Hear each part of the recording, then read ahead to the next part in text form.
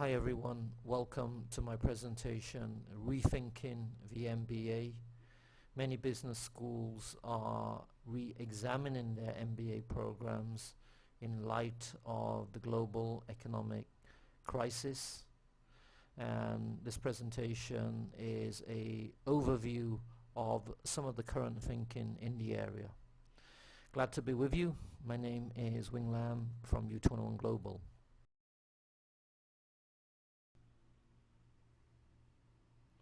How relevant is the MBA today?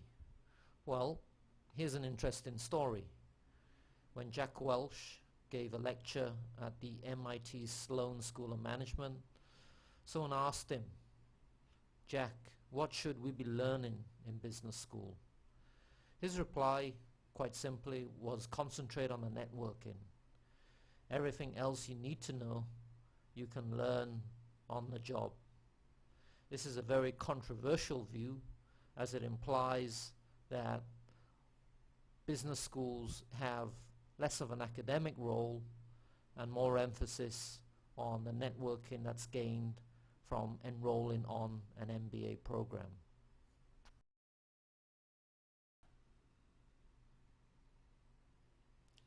There's one view that MBA programs are missing soft skills.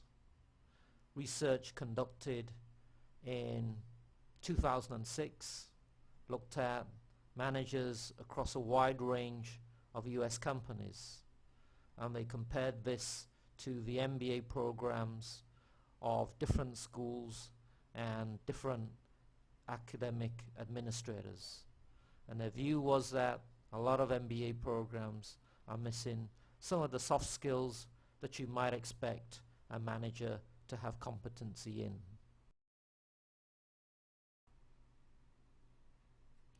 There's also this debate between the quantitative and the qualitative. Here's an interesting quote from Bob Sutton. He talks about the fact that a number of business schools are dominated by what you might call the quantitative faculty. So faculty such as economics.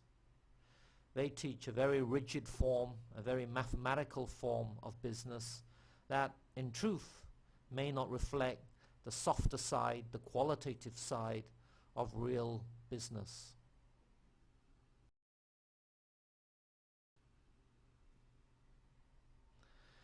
There's also the notion that management is a practice and that MBAs are designed for practitioners. Henry Mintzberg is one of the critics of existing MBA programs. He takes the view that people without work experience shouldn't enroll on an MBA program, largely because they don't have the practitioner knowledge to understand the context in which real business takes place, and therefore an MBA program is inappropriate for those kinds of people.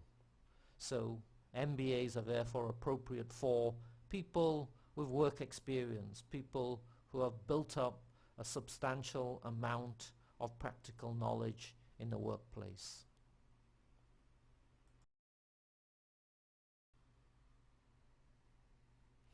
If you look at many MBA programs today, they're based on what you might call the functional MBA model. So you look at the subjects and courses in an MBA curriculum, it might have courses like organizational behavior, marketing, economics, finance, accounting, and these are really very functional, distinct areas. And any MBA program is built around this kind of functional view of different skills. Now, Joel Podlony, the Dean of the Yale School of Management, argues that yes, this is how it is because in the earlier days, that's basically how organizations functioned.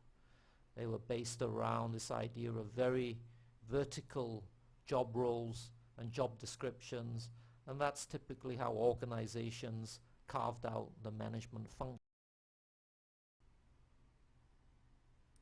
Of course, the world has changed, and there is a growing recognition that managers today need to be cross-functional, and they also need to be global in nature. So this idea of having a very functional view of an MBA program may not reflect the needs of managers today.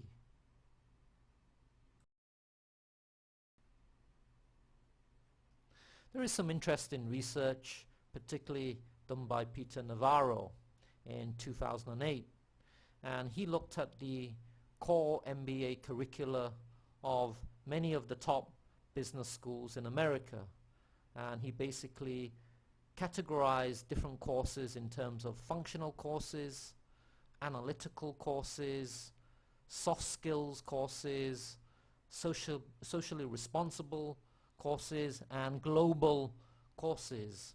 And he identified the extent to which these types of courses were reflected in the MBA core curricula of the top business schools. And you can see from the table here that the functional MBA courses tend to be most common within the MBA core curricula, and courses which are categorized as soft skills, socially responsible, and global courses tend to appear less frequently inside the core MBA curriculum. So I think that is evidence to suggest that the functional view of the MBA programs is by and large the prevailing view of how MBA programs are structured.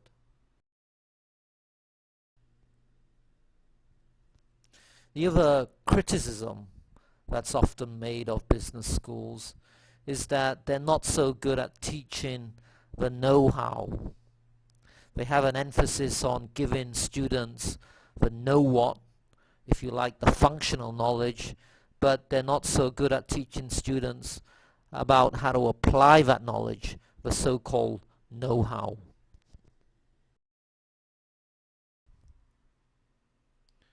The other thing worth mentioning is that Harvard Business School have also recently reviewed their MBA program, and the conclusion that they have come up with is that they need to supplement the curriculum in 3 key areas. Firstly, to have a more global emphasis in their MBA program. Secondly, to have a stronger component of experiential learning. And thirdly, to put much more emphasis on leadership development.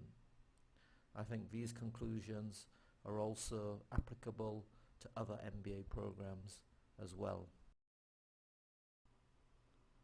So what does an ideal MBA program look like? Well, let's take some ideas from Peter Navarro. In his paper, he identifies 6 major features of an ideal MBA curriculum, and let's look at these one by one.